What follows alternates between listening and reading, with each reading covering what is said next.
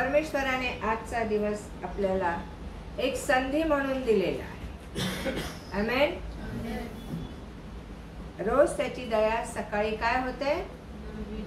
मोठ्याने बोलायचं, नवी होते. मग रोज नवी होते दया. तर आज आमच्यावर दया कशी झाली सकाळपासून? नवीन म्हणजे काय? तरी आम्ही शेळ्यातच जगत आहोत.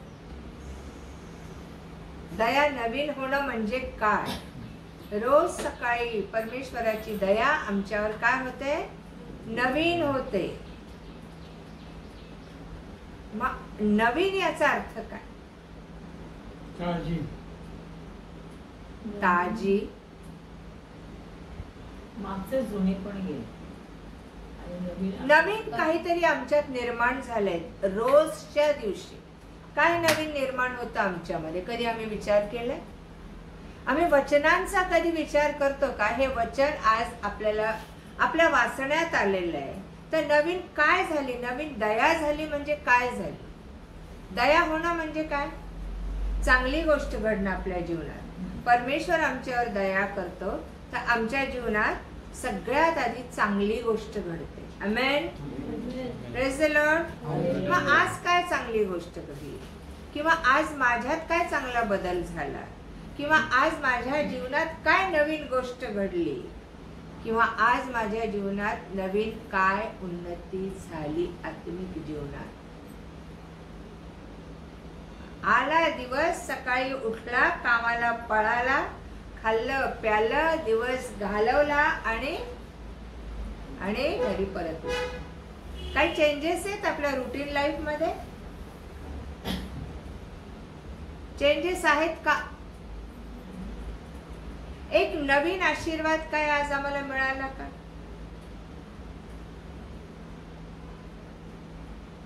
हॅलो. प्रार्थनेला बसण्याची, ऐकण्याची संधी मिळाली. ती रोजच नाही असं ग्रुप मध्ये आमच्यात नवीन, आमच्यात दया काय नवीन झाली? आजचा दिवस आपण जिवंत राहिलो, पाहू शकलो. आणि त्याची दया की आज त्याचा श्वास आमच्या पुढीत आहे. त्याची दया की आज आम्ही अन्न, वस्त्र, निवारा याचा वापर करू शकत आहोत. त्याची दया आहे की आम्ही सुखी आहोत. आमेन. ह्याच्या पलीकडे ह्या तर जगी गरजा झाल्या. त्याची सेवा करण्याची संधी.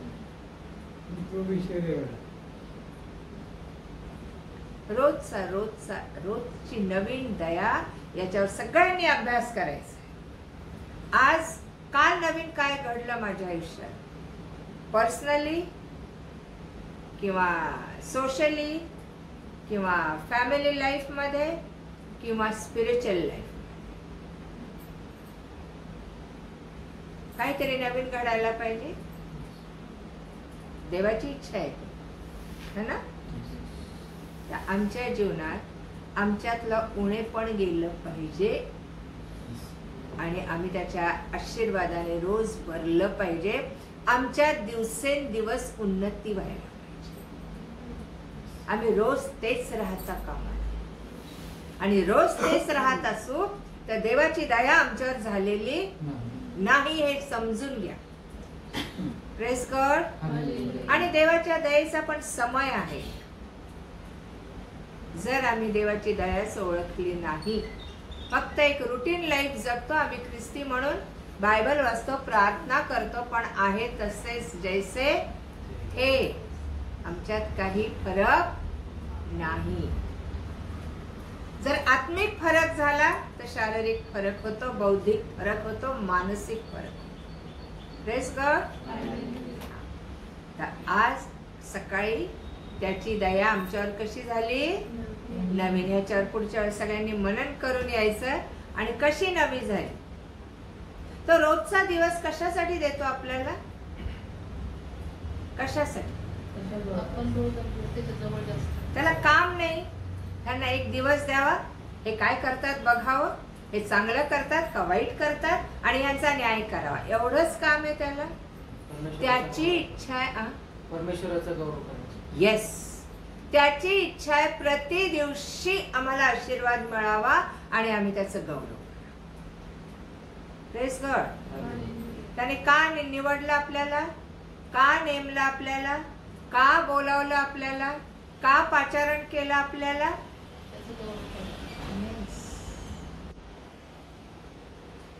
आम्हाला काही देण्यासाठी नाही निवडलं, त्याचा गौरव करण्यासाठी. आपला तो विषय चालू आहे. त्याने आम्हाला का निवडलं, का नेमलं, का पाचारण केलं, का या भूतलावर ठेवलंय? आम्हाला एवढंच वाटतंय की आम्ही आमचं स्वार्थ साधून घ्यावा या भूतलावर जोपर्यंत आहोत.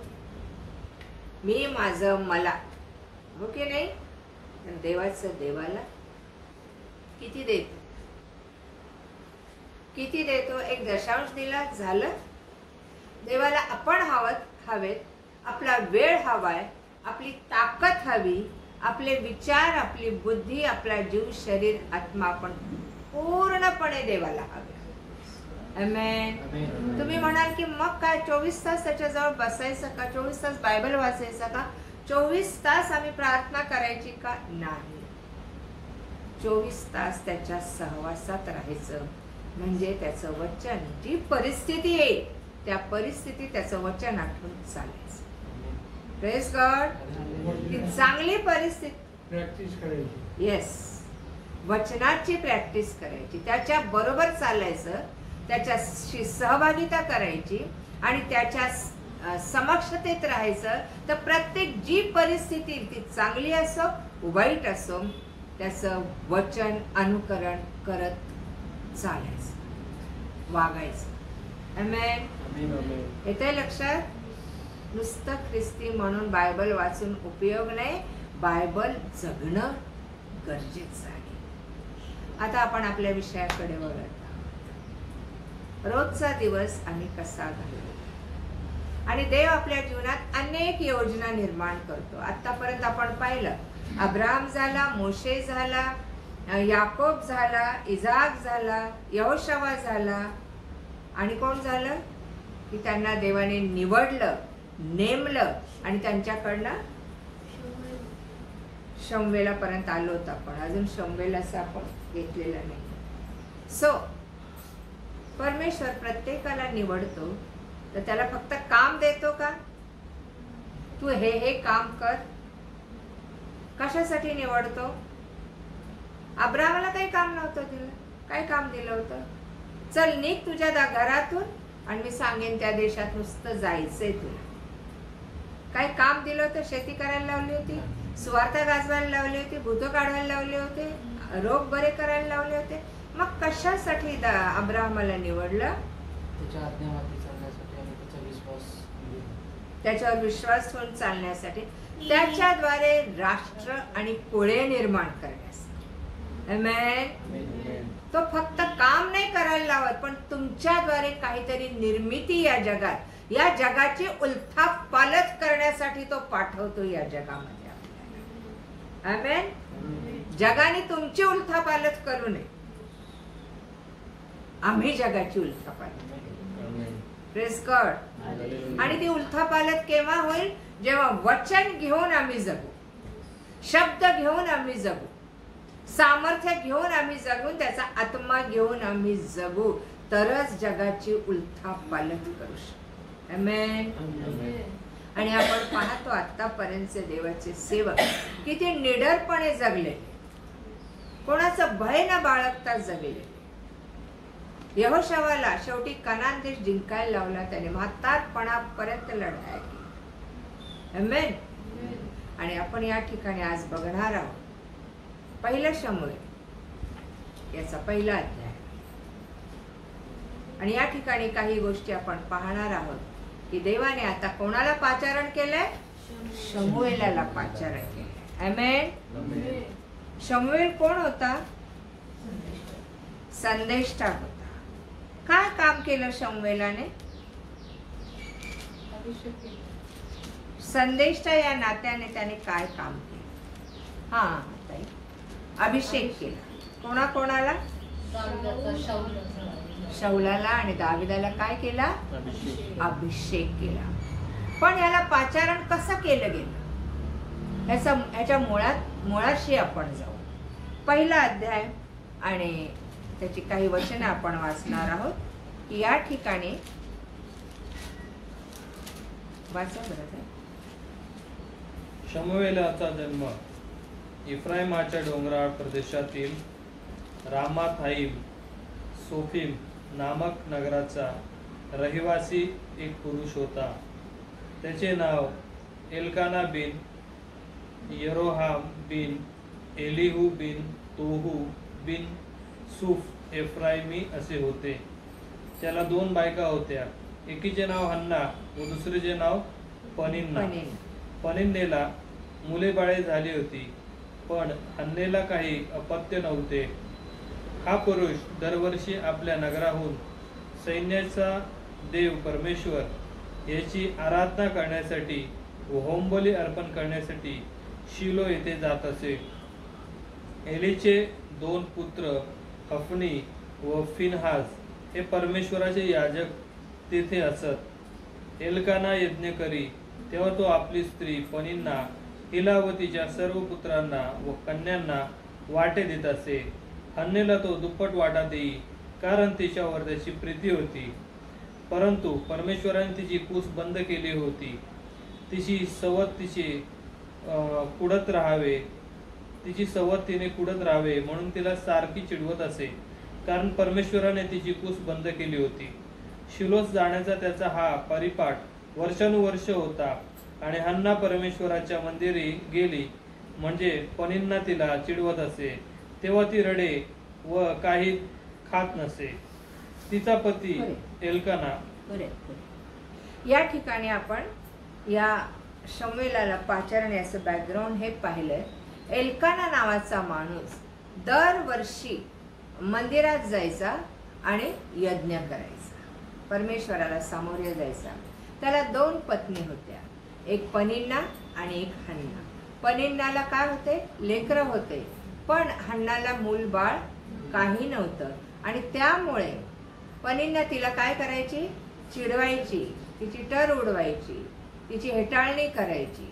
आणि पूर्वीच्या काळी वान स्त्रियांना शापित समजायची, ज्यांना लेकरं होत नव्हते. अजूनही त्या चालीरीती आहेत की वान स्त्रिया असल्या तर समाजात नाही किंवा कुठल्या सणावारात त्यांना कार्यक्रमात भाग घेता येत नाही. परंतु या ठिकाणी हन्ना खूप कष्टी, खूप दुःखी, खूप निराश होती. आणि दरवर्षी ती मंदिरात यायची आणि दरवर्षी त्याची दुसरी एल्कानाची दुसरी बायको पनिन्ना तिची काय करायची, मस्करी करायची, हेटाळणी करायची. आणि अशा प्रकारे हन्नाच्या आयुष्यामध्ये दुःख होतं. एक स्त्री, येते लक्षात, आज अनेक स्त्रिया आहेत अशा की ज्यांना मूलबाळ नाही, परंतु त्यांच्यासाठी हे वचन खूप खूप लाभदायक आहे. इथे काय म्हटलेलं आहे 4थ्या वचनामध्ये, एल्काना यज्ञ करी तेव्हा तो आपली स्त्री पनिन्ना हिला व तिच्या सर्व पुत्रांना व कन्यांना वाटे देत असे. हन्नेस तो दुप्पट वाटा देई, कारण तिच्यावर त्याची प्रीती असे. परंतु परमेश्वराने तिची कूस बंद केली. फार महत्वाचं वचन आहे आजच्या घडीला. आज ज्यांना लेकरं होत नाहीत, मूलबाळ नाही, वर्षानुवर्षे वाट पाहावी लागते, अशांसाठी वचन काय आहे की कोण कूस बंद करतं, परमेश्वर. हन्ना इतकी कष्टी आहे, धार्मिक आहे, तिचा पती धार्मिक आहे आणि हे माहीत असून सुद्धा परमेश्वराने काय केली, तिची कूस बंद केली. याच्या मागे काय असतं, त्या मुलीमध्ये, त्या बाईमध्ये काही बिघाड आहे, त्या पुरुषामध्ये काही बिघाड आहे, असं काहीही नसतं. सायंटिफिक रिझन इथं काहीही दिलं नाही. त्याला असं म्हटलेलं आहे परमेश्वराने तिची कूस बंद केली. आमेन, आमेन. का बरं असं? आपण बघतो की जे देवाला मानत नाही त्यांना बराबर लेकरं होऊन जातात, पण जे देवाच्या सानिध्यात आहेत ना, एक लक्षात ठेवा, जे देवाचं भय धरून जगतात ना, त्यांच्या जीवनात देव त्याच्याच इच्छेप्रमाणे कार्य करत असतात. आमेन. त्याच्या समयाला त्याच्याच योजनेप्रमाणे आणि त्याच्याच गौरवासाठी. आमेन. जिथं विलंब लागतो काही गोष्टींना, असं समजू नका की देव माझी प्रार्थना ऐकत नाही. तो ऐकत असतो.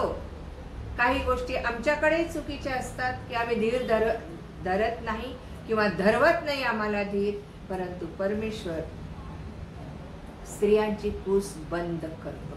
इथं पुरुषाचा काही उल्लेख आलाय की पुरुषामध्ये काही डिफॉल्ट आहे किंवा काय आहे? एल्कानाला तर लेकरं झालेलं. ओके, का परमेश्वर असं करत आहे? 127 स्तोत्रात काय म्हटलेलं आहे? 3ऱ्या वचनात,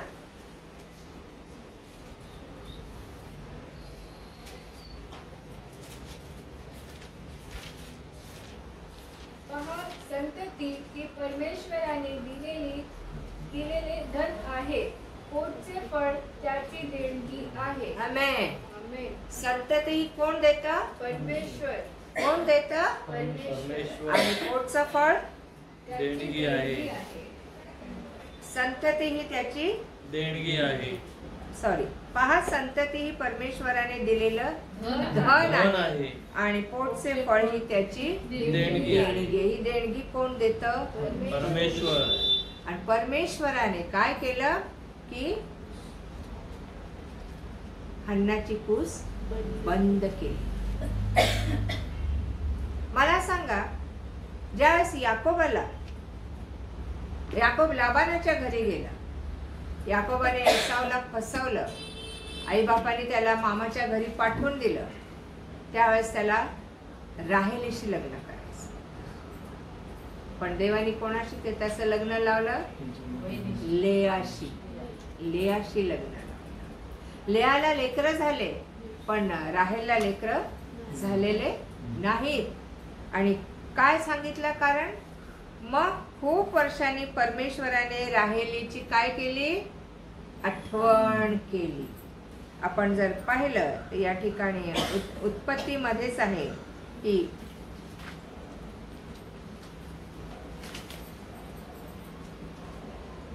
परमेश्वराने राहेलीची काय केली? आठवण केली. का आठवण केली? आणि किती लेकरं दिले राहेलीला? 2 दिले. एक योसेफ आणि एक बन्यामीन. आणि राहेलीच्या पोटचा योसेफ फार मोठा कारभारी झाला.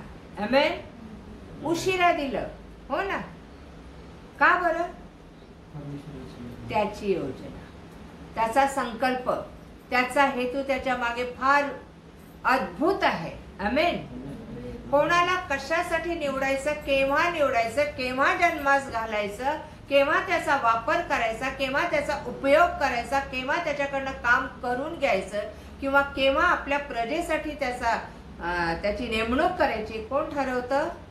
परमेश्वर. आपल्या लाईफ मध्ये पण जर आपण देवाची लेकरं आहोत, जर विश्वासू आहोत, तर कुठली गोष्ट आमच्या लाईफ मध्ये कधी घडायची, कोण ठरवतं? म्हणूनच तो म्हणतो की माझ्यावर भरोसा ठेव, माझ्यावर विश्वास ठेवा, माझ्यावर अवलंबून राहा. बालकास मजकडे येऊ द्या, त्यास मना करू नका. बालक हे कसं असतं? नका सांगू मला निष्पाप असतं, ते कधीच निष्पाप नसतं. ते आईबापांवर अवलंबून असतं. जोपर्यंत बालक असतं ते आईबापांवर अवलंबून असतं. तरुणपणी निर्णय घ्यायला शिकतं आणि म्हातारपणात त्याचं आयुष्य पूर्ण होतं. आमेन. आणि हे का कारण सांगितलं? बालकास मजकडे येऊ द्या. आपण बालक आहोत त्याचे, है ना? प्रत्येक सल्ला मसलत करायला कोणाकडे गेलं पाहिजे? आपण परमेश्वराकडे. आपण इथे पाहतो परमेश्वराने तिची कूस बंद केली. परमेश्वराने तिची कूस बंद केली हे पाहून तिची सवत तिला मनस्वी चिडवत असे, तेणे करून ती कुढत राही. कुढत राहणं, एकच गोष्ट, मला मूलबाळ नाही, मला संतती नाही. आणि स्त्रिया डिप्रेशन मध्ये जातात त्याच्या, है ना? दुसऱ्यांचे लेकरं पाहून, दुसऱ्यांचं हे पाहून डिप्रेशन मध्ये जातात. आणि इथे तिची सवत तिला चिडवत होती, म्हणून ती काय होत होती? कुडत होती. आणि त्यांचा आणि परमेश्वराच्या मंदिरी गेली म्हणजे पनींना तिला चिडवीत असे आणि ती रडत असे. आणि एकदा ती अशीच गेली परमेश्वराच्या मंदिरात. एका वर्षी तिचा पती त्या दोघींना घेऊन गेला आणि मंदिरात बसून ती खूप रडत. इथं काही वैद्य केलेत, डॉक्टर्स केलेत किंवा काही उपाय केले, जगातले काही उपाय केले असं काहीच सांगितलेलं नाही, हो ना. परंतु ती मंदिरात गेली. त्या मंदिरात जाऊन ती असं म्हटलेलं की तोंडातल्या तोंडात पुटपुटत होती, प्रार्थना करत होती, परमेश्वराशी बोलत होती. आणि तिथला याजक, एली याजक तिथे आला आणि तिला काय म्हणाला, 13व वचन, 12 आणि 13. परमेश्वरापुढे ती अशी करुणा भाकत असता एली तिच्या मुखाकडे पाहत होता. हन्ना मनातल्या मनात बोलत होती, तिचे ओठ हालत होते, पण तिचा शब्द ऐकू येत नव्हता. म्हणून एली ह्याला वाटले की ती द्राक्षारस प्याली असावी. एली तिला म्हणाला, तू अशी कोटवर नशेत राहणार, तू ह्या आपल्या द्राक्षारसाच्या नशेतून मुक्त हो. हन्ना त्याला म्हणाली, माझे स्वामी, मी दुखित हृदयाची स्त्री आहे. मी द्राक्षारसाचे किंवा मद्याचे सेवन केलेले नाही. मी परमेश्वरासमोर मन मोकळे करून बोलत आहे. मी आपली दासी कोणी अधम स्त्री आहे असे समजू नका. मला चिंता व क्लेश मनस्वी असल्यामुळे मी एवढा वेळ बोलत होते. तेव्हा एली तिला म्हणाला, तू सुखाने जा, इस्रायलाच्या देवाकडे जे मागणे तू केले आहेस ते तो तुला देवो. ती म्हणाली, या आपल्या दासीवर आपली कृपादृष्टी हो. मग त्या स्त्रीने परत जाऊन अन्न सेवन केले व त्यानंतर तिचा चेहरा उदास राहिला नाही. ती मंडळी अगदी पहाटेस उठून परमेश्वराला वंदन करून रामा येथे आपल्या घरी परत गेली. मग एल्कानाने आपल्या स्त्रीला जाणले आणि परमेश्वराने तिची आठवण केली. या प्रकारे हन्ना गर्भवती झाली व दिवस पुरे होऊन तिला पुत्र झाला. हा परमेश्वराकडे मागितला असे म्हणून तिने त्याचे नाव शमूएल असे ठेवले. मग एल्काना परमेश्वराला काय झालं, हन्नाबाई मंदिरात गेली आणि तिने काय केलं, जाऊन परमेश्वराची भक्ती केली, प्रार्थना केली, अगदी रडून प्रार्थना केली. आणि एलीला काय वाटलं आणि तिने काय प्रार्थना केली हे नाही वाचलं आपण, है ना. काय प्रार्थना केली, 10 वचनापासून. तिचे मन व्यथित झाल्यामुळे ती परमेश्वराची करुणा भाकून ढळाढळा रडली. ती म्हणाली, हे सेनाधीश परमेश्वरा, तू आपल्या या दासीच्या दुःखाकडे खरोखर अवलोकन करशील, माझी आठवण करशील, आपल्या दासीला विसरणार नाहीस. आपल्या दासीला पुत्र संतान देशील तर त्याच्या आयुष्यभरासाठी मी त्याला परमेश्वराला समर्पित करील आणि त्याच्या डोक्यावर वस्त्रा फिरवणार नाही.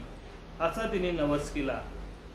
काय केलं तिने, काय नवस केला की हे सेनाधीश परमेश्वरा, तू आपल्या ह्या दासीच्या दुःखाकडे खरोखर अवलोकन करशील, माझी आठवण करशील, आपल्या दासीला विसरणार नाहीस, आपल्या दासीला पुत्र संतान देशील तर तो आयुष्यभर परमेश्वराचा व्हावा. एकतर मी त्यास समर्पण करीन, त्याच्या डोक्यावर वस्तारा फिरवणार नाही. असा तिने काय केला, नवस केला. आणि इथं काय दिलंय, 19 लास्ट लाईन, परमेश्वराने तिची आठवण केली. ती म्हणाली, तू माझी आठवण करशील तर आपल्या दासीला विसरणार नाहीस, तर आयुष्यभर परमेश्वराचा व्हावा म्हणून हा पुत्र मी तुला समर्पित करेन. एक प्रॉमिस, एक लक्षात ठेवा, जेव्हा एखाद्या गोष्टीला विलंब लागतो, देव आमच्याकडनं एखाद्या प्रॉमिसची अपेक्षा. आमेन, आमेन. येतंय लक्षात, त्याला नवस म्हटलेलं आहे.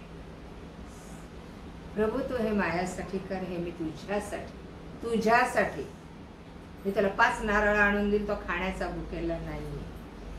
आमेन. आमेन. त्याला तुमच्या घरातली प्रत्येक व्यक्ती हवी आहे. Praise God. हालेलुया. तिने काय नवस केला? माझी आठवण करशील, मला विसरणार नाही, तर हा मुलगा मी तुला देऊन टाकला. आमेन.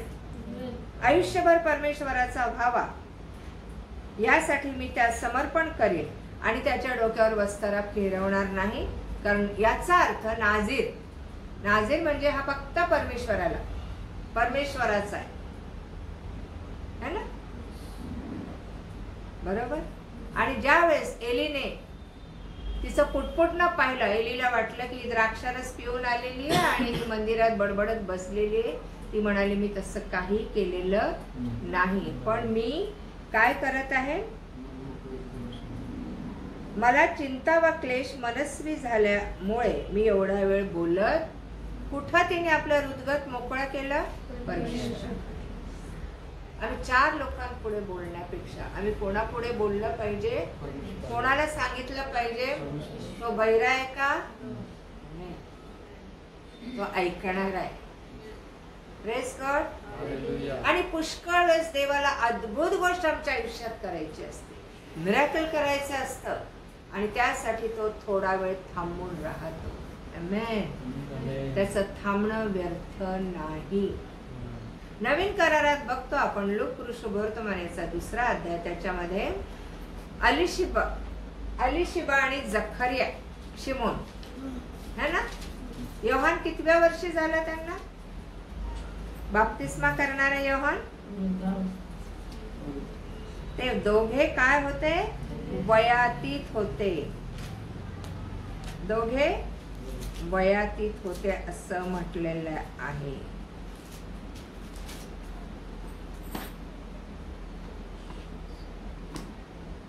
एक मिनिट हा. 1ला अध्याय आणि 5 ते 7 वचन. यहुदियाचा राजा हेरोद याच्या दिवसात अबियाच्या वर्गातील जखर्या नावाचा कोणी एक याजक होता. त्याची पत्नी अरोनाच्या कुळातील असून तिचे नाव अलिशिबा होते. ती उभयता देवाच्या दृष्टीने नीतिमान होती आणि प्रभूच्या सर्व आज्ञा व विधी पाळण्यात निर्दोष होती. अलिशिबा वांझ असल्यामुळे त्यांना मूल बाळ नव्हते. ती उभयता वयातीत ही झाली होती. बस. वयातीत म्हणजे बूढ़े हो गए थे, वृद्ध झाले होते. आणि कसे होते ते? ती उभयता देवाच्या दृष्टीने नीतिमान होती आणि प्रभूच्या सर्व आज्ञा व विधी पाळण्यात निर्दोष होती. फार सुंदर त्यांच्याबद्दल सांगितलेले, साक्ष दिलेली या ठिकाणी. ती दोघे उभयता काय होते? नीतिमान होते आणि प्रभूच्या सर्व आज्ञा आणि विधी पाळण्यात निर्दोष होते. तरी त्यांच्या जीवनात ही एक गोष्ट देवाने राखून ठेवली. आमेन. का बरं? नेहमी लक्षात ठेवा, आपण जर देवाचे आहोत तर देव आपण किती त्याला गारहाण केलं तरी त्याच्या इच्छेप्रमाणेच तो कार्य करणार आपल्या लाईफमध्ये. कारण त्याला माहित आहे काय योग्य आणि काय अयोग्य आहे. बाप्तिस्मा करणाऱ्या योहानाचे हे आईवडील होते आणि ह्या आईवडिलांना इतके दिवस टाळण्यात काय अर्थ होता? तरी ज्या वेळेस परमेश्वराने याजकाला म्हणजे शिमोनाला सांगितलं की तुला पुत्र होईल, हा, तर त्याने विश्वास ठेवला नाही. त्याच्यामुळे तो काय झाला? मुका झाला. परंतु अलिशिबेला म्हातारपणी मृत्यू झाला. शमशोनाचे आई वडील मानोहा आणि त्याची पत्नी वयातीत होते आणि देवाने शमशोनाला त्यांना म्हातारपणात दिलं. कितीतरी उदाहरण आहेत बायबलमध्ये. फक्त एकच व्यक्ती, येशूचा जन्म होण्याच्या वेळेस एका कुमारीला निवडलं, म्हाताऱ्या माणसांना नाही निवडलं. आमेन. Praise God. कुमारीला निवडलं आणि तिचं लग्न झालं नव्हतं अशा कुमारीच्या पोटी येशूचा जन्म झाला होता.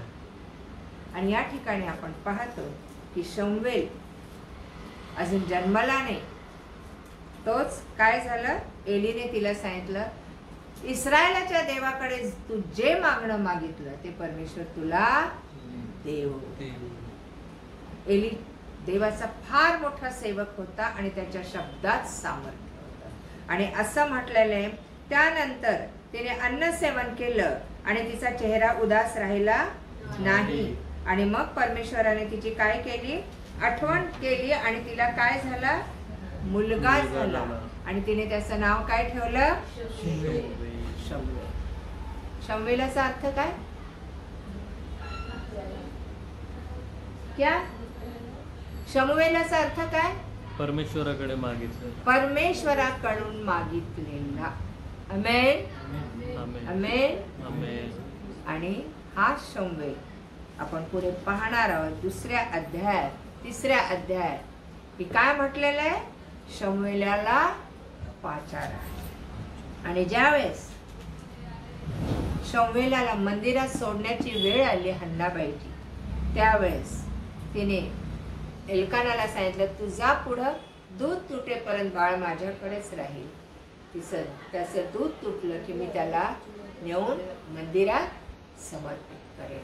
आणि तिने ते केलेलं आहे.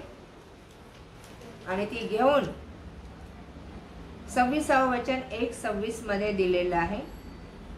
तेव्हा हन्ना, तेव्हा हन्ना म्हणाली, माझे स्वामी, आपल्या जीविताची शपथ, माझे स्वामी, जी स्त्री आपल्या जवळ येथे उभी राहून परमेश्वराची प्रार्थना करत होती तीच मी स्त्री आहे. त्याच बालकासाठी मी प्रार्थना करत होते. परमेश्वराकडे जे मागणे मी केले ते त्याने मला दिले. तसेच मीही बालकाला परमेश्वराचे स्वाधीन केले आहे. तो परमेश्वराला आमरण दिला आहे. तेव्हा एल्कानाने तेथे परमेश्वराची आराधना केली. आमेन. तिने आणून त्याला कुठं ठेवलं, मंदिरामध्ये ठेवलं. एली याजकाच्या स्वाधीन केलं. आम्ही आमचे लेकरं असे केले असते. प्रभू बोलले तर खरं, पण आता एकुलता एक पुत्र दिलायस तुम्हाला, नाही का. परंतु त्या हन्नाबाईने ते लेकरू देवाच्या मंदिरात नेऊन ठेवलं. कुठेही असं लिहिलं नाही की त्या मुलाने आकांड तांडव केला, आईबापांच्या मागे लागला किंवा काय, परंतु तिने नेऊन देवाच्या मंदिरात त्याला ठेवलं. आणि आता तिसऱ्या अध्यायात आपण वाचतो की शमूएलाला परमेश्वराचं पाचारण. आमेन. किती वर्षाचा होता शमूएल, पाचारण केलं त्यावेळेस, दूध तुटलेलं बालक. 4 वर्ष 5 वर्ष जास्तीत जास्त. पूर्वीचे लेकरं जास्त आईचं दूध प्यायचं, नाही का. काय म्हटलेलं आहे वाचा. शमूएल बाळ एली समक्ष परमेश्वराची सेवा करीत असे. त्या काळी परमेश्वराचे वचन दुर्लभ झाले होते. त्याचे दृष्टांत प्राय होत नसे आणि एलीची दृष्टी मंद झाली होती असं म्हटलेलं आहे. एली आपल्या ठिकाणी निजला होता. त्याची दृष्टी मंद होऊ लागली होती. त्याला दिसत नव्हते. देवाचा दीप अजून मालवला नव्हता. आणि शमूएल परमेश्वराच्या मंदिरात जेथे देवाचा कोश होता तेथे निजला होता. शमूएलाला घरदार होतं का. एलीने सांगितलं माझ्याजवळ येऊन, म्हणाला का माझ्याजवळ येऊन झोप. कुठं झोपला होता शमूएल, जिथं परमेश्वराचा कोश होता. कोशात काय होत्या, 10 आज्ञा. आमेन.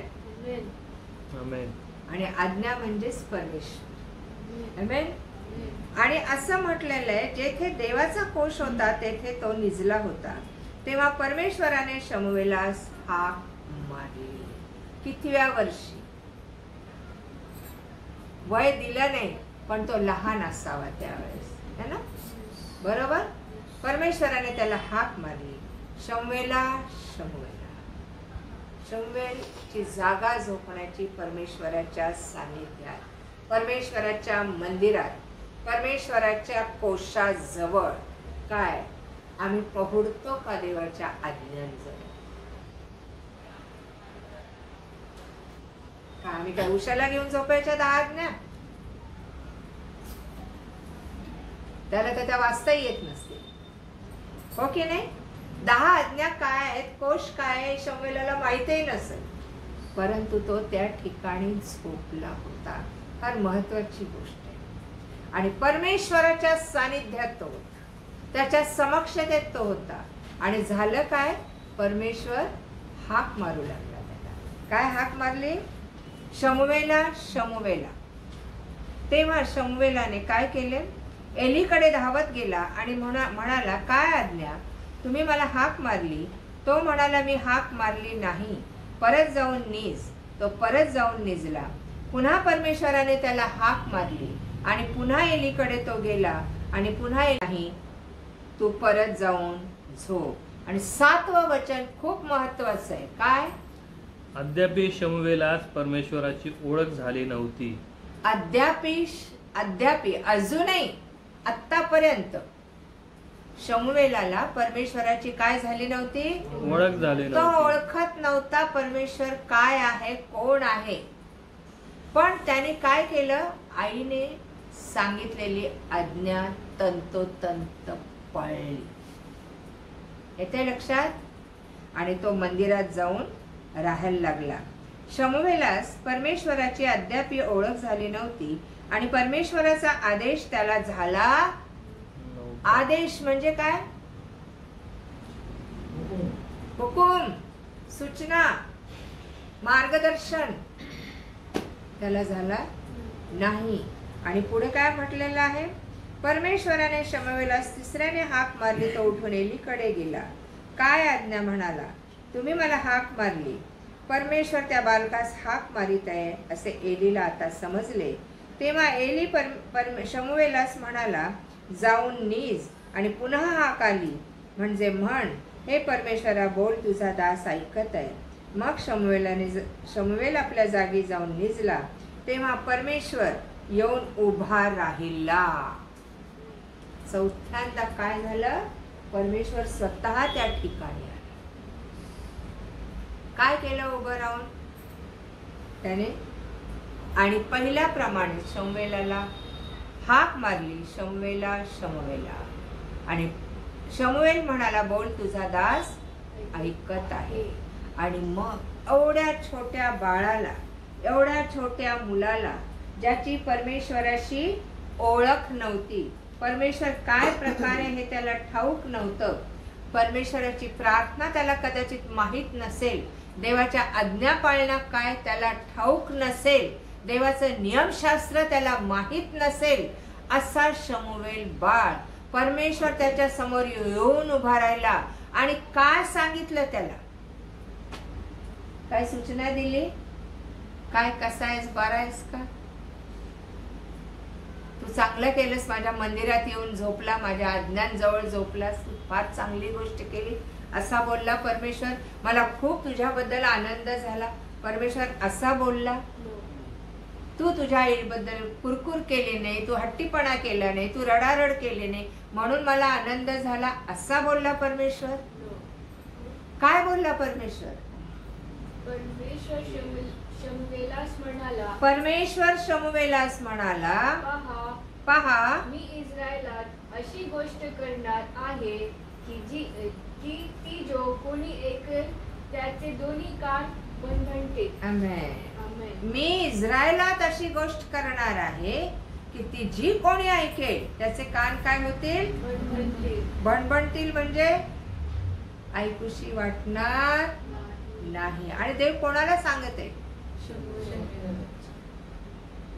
काय त्याला कळत होतं सांगा.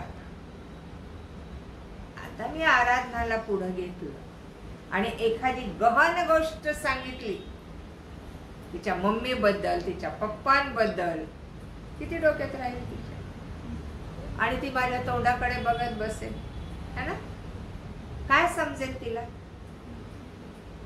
देवाला माहित कोणाला काय कुठल्या वेळेला सांगायचं. आमेन. कशी निवड केली शमूएलाची देवाने?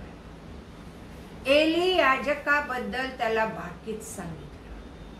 आमेन. एलीच्या घराण्याविषयी जे काही मी बोललो आहे ते सर्व अथपासून इतीपर्यंत त्या दिवशी मी पुरे करीन. बिचारा बाळ ऐकत असेल, काय पुरं करेन, काय बोलतोय परमेश्वर. मी त्यास सांगितले आहे की त्याला ठाऊक असलेल्या अधर्मास्तव मी त्याच्या घराण्याचे कायमचे पारिपत्य करीन, कारण त्याचे पुत्र स्वतः शापग्रस्त करीत असतात, त्याने त्यास आवरले नाही. देवाचं किती बारीक लक्ष आहे. हा, एलीने म्हातारा होईपर्यंत देवाची सेवा केली. एली मला वाटतं 80 वर्षाचा होऊन मेला, नाही का? ज्यावेळेस मेला त्यावेळेस म्हटलं तो 80 वर्षाचा. आणि परमेश्वर काय करतोय? या छोट्या बाळकाला एलीच्या घराण्याबद्दल भविष्यवाणी सांगत, त्यांच्या अधर्मास्तव, कोणाच्या? एलीच्या नव्हे, त्यांच्या पुत्रांच्या 2 पुत्र होते त्याला, फिनहास आणि हफनी. आणि ते काय करायचंय तुम्हाला माहिती आहे? काय करायचंय? इस्रायल लोकांनी देवाला जे अर्पण आणलेलं असायचं त्यातलं अर्पण देवाला अर्पण हे आधी ते काढून घ्यायचे स्वतःसाठी. म्हणजे देवाचा ते अनादर करत होते, अपमान करत होते. देवाकडे ते अर्पण पोहोचण्यापूर्वी त्यातलं चांगलं मांस ते काढून घ्यायचे आणि स्वतःसाठी राखून ठेवायचे. आणि तिथे आलेल्या स्त्रियांबरोबर खूप कर्म करायचे. आणि एलीने एकदा त्यांना फटकारलं. 2 अध्याय 22व्या वचनात काय म्हटलेलं आहे? एली फार वृद्ध झाला होता. त्याच्या पुत्राने सगळ्या इस्रायल लोकांशी कसा व्यवहार केला आणि दर्शन मंडपाच्या दाराशी सेवा करीत असलेल्या स्त्रियांशी त्यांनी कसे कुकर्म केले हे सर्व त्याच्या कानावर आले. तेव्हा तो त्यांना म्हणाला, तुम्ही असली कर्मे का करता? तुमची कुकर्मे या सर्व लोकांहून माझ्या कानी आली आहे. माझ्या मुलांनो, असे करू नका. माझ्या कानावर जो बोबाटा येत आहे तो काही ठीक नाही. तुम्ही परमेश्वराच्या प्रजेकडून पातक करवत आहात. तुम्ही परमेश्वराच्या प्रजेकडून काय करवत आहात? पातक करवत आहात. पुढे, कोणा मनुष्याने दुसऱ्या मनुष्याचा अपराध केला तर न्यायाधीश त्याचा न्याय करील, पण कोणी परमेश्वराविरुद्ध पातक केले तर त्याची वकिली कोण करील? तरी पण ते आपल्या पित्याचा शब्द ऐकेनात, कारण देवाला त्यांना मारून टाकायचे होते. इकडे शमूएल बाळ हा वाढत गेला. परमेश्वर व मानव यांच्यावर प्रसन्न होते. काय सांगितलंय? एलीने एकदा दोनदा दाबलं पण असेल, त्यांना रागवला पण असेल, पण असं रागवा की त्यांच्याकडून ते पाप निघून गेलं पाहिजे, अशी ताकीद द्या. असं त्यांना बोला की त्यांनी ती गोष्ट सोडली पाहिजे. आमेन. आमचं रागवणं कसं पाहिजे? वाईटासाठी नसावं, एखाद्याला सुधारण्यासाठी असावं.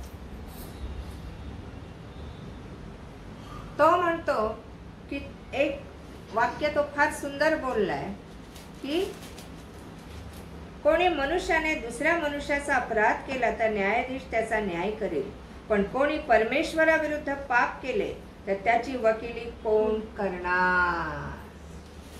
आपण परमेश्वराविरुद्ध पाप केलं तर आपली वकिली कोण करणार? आम्ही वाईट पाप केलं तर सैतानाने आम्हाला बहकवलं तरी देवाकडे गेलो तर देव आमचा न्याय करू शकतो, देव सोडवू शकतो. पण देवाविरुद्धच जर पाप केलं तर कोण मध्यस्थी करणार? आणि हे भविष्य कोणाला सांगण्यात आलं? शमूएलाला सांगण्यात आलं. आणि काय सांगितलं की त्याचे पुत्र स्वतःच शापग्रस्त करीत असता त्याने त्यास आवरलं नाही. आपल्या समोर एखादी व्यक्ती चुकत आहे, तिला शिक्षा मिळणार आहे, तिच्या पापाचा दंड तिला भोगावा लागणार आहे हे माहीत असून जर त्या व्यक्तीला आपण सुधारणेच्या 2 गोष्टी सांगितल्या नाही, त्या व्यक्तीला त्या सगळ्या दलदलीच्या चिखलातून बाहेर काढण्याचा प्रयत्न केला नाही तर देव आम्हाला पण अपराधी ठरवतो. आमेन. हे लक्षात. आपण म्हणतो जाऊ दे, त्याला सांगितलं पण तो काय ऐकत नाही. मुलांनी ऐकलं नाही तरी देवाची इच्छा होती तुम्ही त्याला सांगा. याजक हो, तुम्ही आपल्या मुलांना सांगा. आजकाल एक वाक्य खूप प्रचलित आहे, जनरेशन गॅप. हो की नाही? जे तुमच्या काळात झालं ते आमच्या काळात व्हावं का? देवाला सगळे काळ सारखे आहेत. तो काल, आज आणि युगानुयुग सारखा आहे. आणि त्याने आपल्या एलीच्या मुलांचं वर्तन पाहिलं, अपराध पाहिला, गुन्हे पाहिले परमेश्वराने. आणि शमूएलाला सांगितलं की मी त्यास सांगितले की त्यास ठाऊक असलेल्या अधर्मास्तव मी त्यांच्या घराण्याचे पारिपत्य करेन.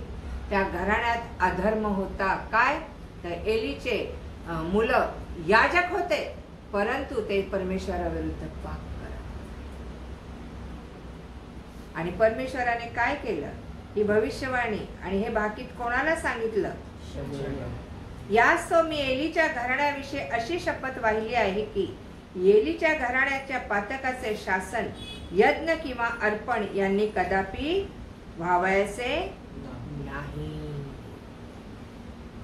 एलीचं कार्य, एलीचं समर्पण, एलीने केलेली सेवा देवाने गृहीत धरली का?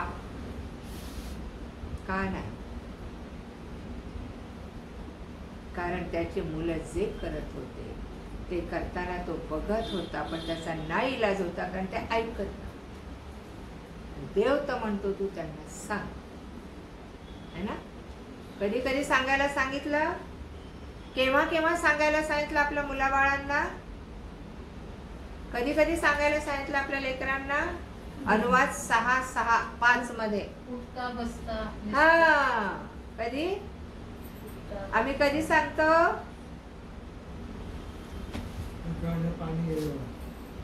उठता बसता निसता चालता तू त्या दिवशी बोलत जा, है ना? सांगितलं. कुठं चुकतो आम्ही? ऐकत नाही ना, तरी सांगा. आणि त्यांच्या कुठल्याही पापाला दुजोरा देऊ नका. ते अपराध करत असतील, ते आज्ञा मोडत असतील, तर त्याला दुजोरा देऊ. येते लक्षात? कुठली आज्ञा मोडली? मुलगा लबाड बोलत असेल तर आई बापांनी त्याच्यावर पांघरून घालावं की न घालावं?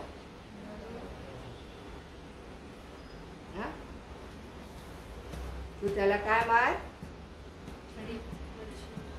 जपून ठेवा. छडी, छडी घरात पाहिजे काय? कशाची छडी? वचनाची. छडी. त्याला बदडून काढ असं नाही म्हटलं. तू बोल त्यांच्याशी, सांग त्यांना.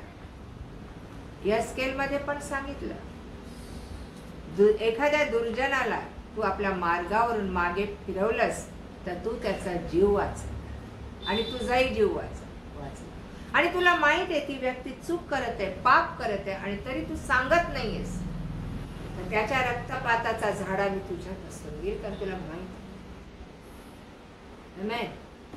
तर पापापासून, अपराधापासून, गुन्ह्यापासून एखाद्याला वाचवणं, बाजूला करणं, सतत सांगणं का? तर त्याचा नाश होऊ नये. परंतु शमूएलाला देवाने कशासाठी पाचारण केलं? एलीच्या घराण्याची भविष्यवाणी त्याला. आणि काय सांगितलं? मी कायमच या घराण्याचं काय करेन? पारिपत्य करेन. आणि इकडे या वचनात दिलेलं आहे 2 अध्याय 29 वचन. माझ्या मंदिरात जी हुमारपणे व अन्नार्पणे अर्पण करण्याची मी आज्ञा दिली आहे त्यांना तुम्ही का लाथ मारता? आणि माझे इस्रायल लोक यांनी केलेल्या अर्पणापैकी सर्वोत्तम अर्पणे खाऊन तुम्ही लठ्ठ व्हावे म्हणून तू आपल्या पुत्रांचा माझ्याहून अधिक आदर का करीत आहेस? यास्तव इस्रायलाचा देव परमेश्वर म्हणतो, तुझे घराणे व तुझ्या बापाचे घराणे माझ्यासमोर निरंतर चालू राहील असे मी म्हटले होते खरे, पण आता परमेश्वर म्हणतो, असे माझ्या हातून न घडो, कारण जे माझा आदर करतात त्यांचा मी आदर करीन, आणि जे मला तुच्छ मानतात त्यांचा मी अवमान होईल त्यांचा अवमान होईल. पहा, मी तुझा बाहू व तुझ्या पितृकुळाचा बाहू उच्छेदीन, व तुझ्या घरी कोणतेही वृद्ध माणूस सापडवायचा नाही, असे दिवस येत आहेत. देवाने इस्रायल लोकांचा किती उत्कर्ष केला, तरी माझ्या घराची दुर्दशा तू आपल्या डोळ्यांनी पाहशील. तुझ्या घराण्यात कोणीही म्हातारपण पाहणार नाही. तुझे डोळे क्षीण होतील व तुझे मन शोमकुशल होईल. तरी पण तुझ्या कुळातील सर्वच पुरुषांचा उच्छेद करून त्यांचा मी आपल्या वेदीपासून दूर करणार नाही. तुझ्या घरी उत्पन्न होतील तेवढे पुरुष भर ज्वानीत मरतील. तुझे दोघे पुत्र हफनी व फिनहास यांच्यावर अरिष्ट येईल, हाच तुला इशारा होईल. ते दोघेही एकाच दिवशी मृत्यू पावतील, आणि मी आपल्यासाठी एक विश्वासू याजक निर्माण करेन. किती भयानक शिक्षा दिलेली आहे ही. ज्या घराण्याबद्दल परमेश्वर म्हणतो की तुझ्या बापाचे घराणे आणि तुझे घराणे मत समोर निरंतर राहील, असे मी म्हटले होते खरे, पण आता परमेश्वर म्हणतो असे माझ्या हातून न घडो, कारण जे माझा आदर करतात त्यांचा मी आदर करीन, आणि जे मला तुच्छ मानतात त्यांचा मी अवमान करीन. आपल्या दृष्टीने एक क्षुल्लक गोष्ट असेल, हफनी आणि फिनहास याजक असताना त्यांनी पाप केलं. 2nd chapter 1 सॅम्युएल, त्याचं आपण 29 पासून वाचलं पुढे. आणि ही गोष्ट परमेश्वर कोणाला सांगतोय? शमूएल बाळ, है ना? थोडा मोठा झाला असेल शमूएल, नाही का, वाढत गेला असं म्हटलेलं आहे पुढे.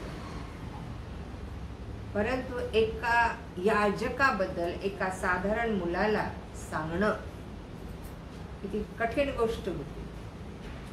आणि एली म्हणाला, तू मला सांग परमेश्वर तुझ्याशी काय बोलला. त्याची किती ततमम झाले असेल. हा एवढा मोठा माणूस आणि एवढ्या गोष्टी परमेश्वराने सांगितलेल्या डोक्यात ठेवायच्या की सांग, जे घराणं मी निरंतर स्थापित म्हणालो होतो त्याचा मी काय करेन? नाश करीन. ते कायमच मी काय करेन? पण आता परमेश्वर म्हणतो ते माझ्या हातून न घडो, ते कायमच मी काय करणार आहे? त्याचं पारिपत्य करणार. तुझ्या घरात एकही तरुण माणूस शिल्लक राहायचा नाही. तुझे दोन्ही लेकरं फिनहास आणि हफनी एकाच दिवशी मृत्यू पावले. भयानक शिक्षा, भयानक शिक्षा आहे. आमेन. येते लक्षात? शमूएलाला पाचारण केल्याबरोबर एवढा मोठा टास्क, ज्याला परमेश्वराशी ओळख नव्हती, जो देवाला ओळखत नव्हता, ज्याला काय बोलायचं माहित नाही, एलीच्या हाताखाली राहणारा हा मुलगा एलीच्या विरोधात परमेश्वर काय बोलला ते सांगायचं. किती टेन्शन, किती दडपण, किती त्याला भीती वाटली असेल त्या गोष्टीची. याचा विचार आपण नाही करत. मला स्वतःला पात्र ब्रदरच्या विरोधात बोलायचं 10 वेळेस विचार करावा लागतो. देवाने जरी मला सांगितलं तरी 10 वेळेस विचार करावा. प्रभू असं काय? ठीक आहे. शमूएलाला पाचारण केलंय, किती मोठी गोष्ट होती. छोटा मुलगा परमेश्वराच्या मंदिरात जाऊन राहिला, परमेश्वराच्या कोशाजवळ झोपला, आणि परमेश्वर तिथं उतरून आला 4थ्यांदा असं म्हटलेलं आहे. आणि काय सांगितलं? बाळा, मी त्याची भविष्यवाणी सांगितली का शमूएलाची? तू मोठा संदेष्टा होशील, तू शौलाला राजा बनवशील, नंतर दाविदाला अभिषेक करशील, शौलाला अभिषेक करशील. काही नाही सांगितलं. जो एली आहे ना, 80 वर्षाचा एली याजक, ज्याच्या भविष्यवाणीमुळे, ज्याच्या शब्दामुळे तुझा जन्म झाला. जा बाई, इस्रायलाच्या देवाला तू जे गाराणं केलं परमेश्वर तुला ते देव. आणि हन्नाबाई त्या दिवसानंतर उदास राहिली नाही, निराश राहिली नाही, आनंदित राहिली असं म्हटलेलं. आणि तिला शमूएल बाळ झाला, आणि तिने देवाला सांगितल्याप्रमाणे मंदिरात आणून त्याला समर्पित केलं. त्या मुलाशी परमेश्वर बोलत. उद्या एवढ्या गोष्टी त्याने मला सांगितल्या, मी म्हणाल रे बाप्पा थांब, मला कागद पेपर आणि पेन घेऊ दे, माझ्या डोक्यात एवढ्या गोष्टी राहणार नाहीत. देवाने एवढ्या गोष्टी त्याला सांगितल्या.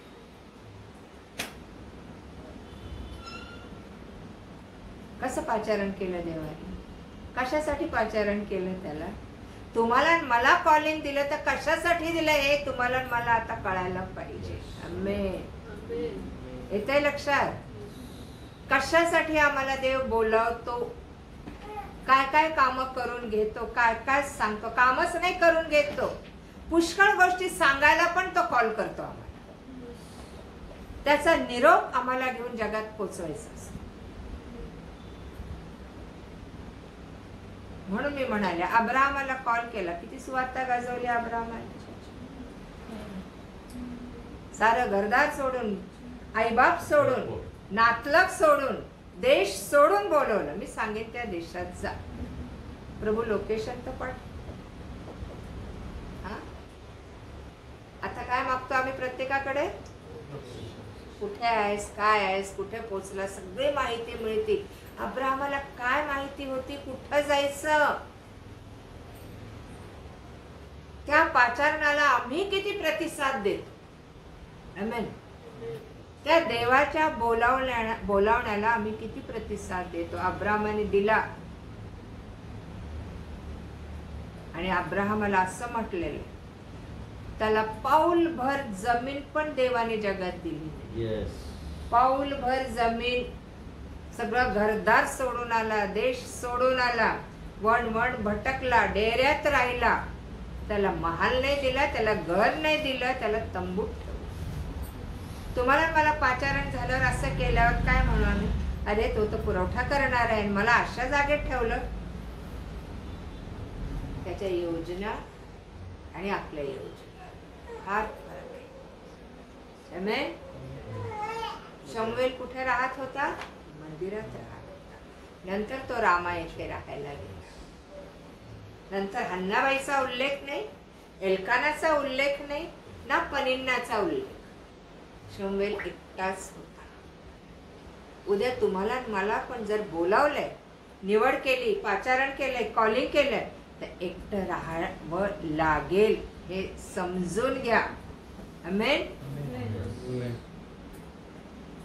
मला योसेफ त्याच्यासाठीच आवडतो की योसेफाला देवाने बोलवलं, भावाने खड्ड्यात टाकलं, मारलं, परंतु ते देवाचं कॉलिंग होतं योसेफ. आमेन. त्यांना कळलं पण नाही, भावांना कळलं पण नाही हे देवाचं कॉलिंग आहे. योसेफाला पण कळलं नाही, परंतु त्याला एकटं ठेवलं देवा. पण मला फार आवडतं. मिसर देशात चर्च नव्हतं, मिसर देशात फेलोशिप नव्हती, मिसर देशात पास्टर, रेव्हरंड, डीन, बिशप कोणीही नव्हतं. कसा वाढला असेल योसेफ? आणि तरी म्हटलेले परमेश्वर त्याच्या बरोबर. तुम्ही जंगलात राहा, तुम्ही तुरुंगात राहा, तुरुंगात पण देव त्याच्या बरोबर. आमेन. पाऊल आणि सिलास बरोबर परमेश्वर तुरुंगात. आमेन. तुम्ही हे नका म्हणू की मी एकटा पडलोय, मला देवाने एकटं जर सोडलंय तर मी काय करू? कोणीच नाही. आई बाप बहिणीची आठवण येते आपल्याला, बायको लेकरांची आठवण येते. देव म्हणतो मी या सगळ्यांपेक्षा जास्त. Praise God, praise God. तो आई आहे, बाप आहे, बहीण आहे, भाऊ आहे, मुलगा आहे, सांत्वन दाता आहे तो. आमेन. आणि आपण पाहतो की हन्नाबाईचा परत उल्लेख नाही त्या ठिकाणी. आणि शमूएलाला पाचारण करण्याची परमेश्वराची पद्धत किती वेगळी होती. मोशेला पाचारण करण्याची, कॉलिंग द्यायची पद्धत किती वेगळी होती. जा, तुला मिसर देशातून आपले लोक सोडवायचे. ना ना ना, मी नाही जात, मी जड मुखाचा, जड जिभेचा, मला बोलता येत नाही. जर देवाने एखाद्याला निवडलं तर त्याला तो घडवतो. आमेन. त्याची जीभ नीट केली, त्याचे शब्द नीट केले देवाने. Praise God. तुलाच जायचं. 4 वेळेस नाकारलं मोशेने, पण देव म्हणाला तुलाच जायचं. आमेन आमेन आमेन. आमेन. योना पळकुटा. निनवेला जायचं तर कुठे गेला? त्याला काम दिलं होतं देवाने. कुठं जायचं? तार्शिशला निनवेला जायचं आणि काय करायचंय? फक्त आरोळी मारायची, फक्त घोषणा करायची. 40 दिवसांचा अवकाश आहे. निनवे धुळीस मिळेल. किती दिवसांचा अवकाश आहे? 40 दिवसांचा अवकाश आहे. योनाने काय केलं? पलटी खाली. जहाजात गेला, शांत झोपला आणि तार्शिशचं तिकीट काढलं. तार्शिशला गेला. शेवटी काय केलं देवाने? वादळ आणलं समुद्रात. एका माणसासाठी तू पळून चाललाय का? तुला काम दिलं होतं. मग संकट आल्यावर आम्ही देवाकडे पळतोच ना. हा? आणि त्याला उचलून त्या लोकांनी कुठं टाकलं? समुद्रात. त्याला कळलं हे संकट माझ्यामुळे आलंय. आम्हाला कधी कळतं का विश्वासणाऱ्यांना, आम्हाला सेवा करणाऱ्यांना, की माझ्यामुळे संकट आलंय? नाही, माझ्यामुळे कशाला येईल? मी देवदेव करतोय. आलं ते समोरच्या मुळे आलं. आम्हाला गृहीत धरतो देव. एलीला गृहीत धरलं त्याच्या मुलाच्या अपराधांबद्दल. आमेन. आणि काय केलं? योनाला कुठं टाकलं? पाण्यात टाकलं. देव रक्षण पण करतात. कसं रक्षण केलं? गुरु दिलं त्याला. असं गर्तेच्या तळाशी नेलं ना, तिथून त्याने हाक मारली. माशाच्या पोटात काय असतं? स्वच्छ करतो ना खाताना मासा. काटे, घाण, शेवाळ. बस इथं तिथं ठेवलं. तिथून त्याने देवाचा धावा केला. आमेन. चल जा, निनवेला जाऊन आरोळी मार. आणि त्याने निनवेच्या काठावर तो उतरला. तिथल्या लोकांनी विश्वास कसा ठेवला होता त्याच्यावर? हा देवापासून आहे. कारण काय? काय कारण होतं?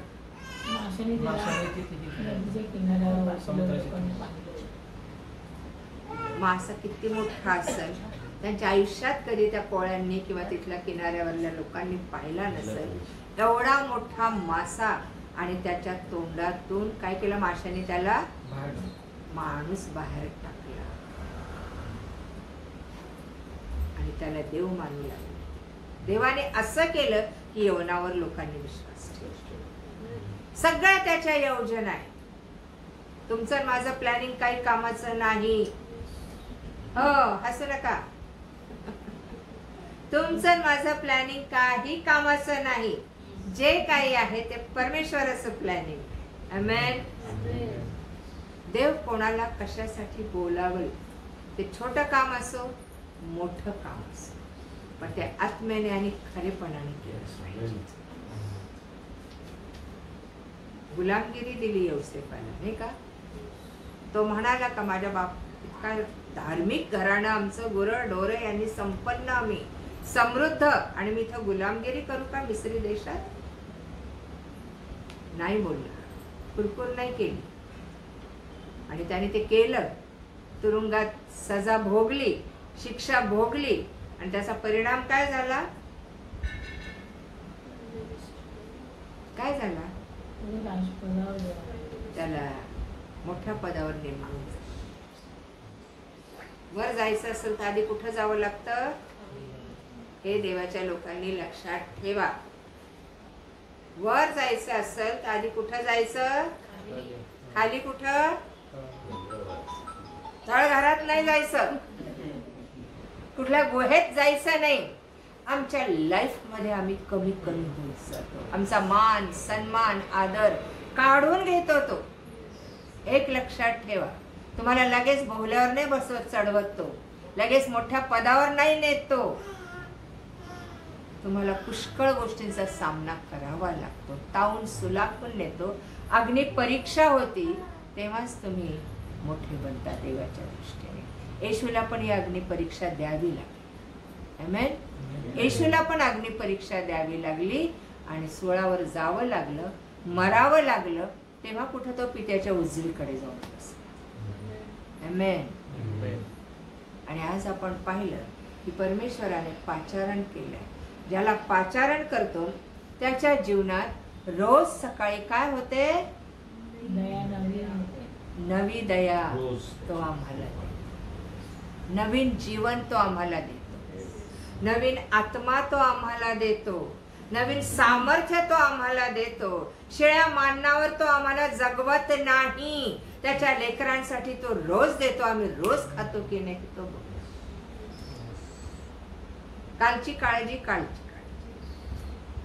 आजची नवीन काळजी निर्माण नका करू. काल झालं ना, प्रभू तुला सांगितलं ना, तू निवारण केलं, तू विजय दिला आम्हाला.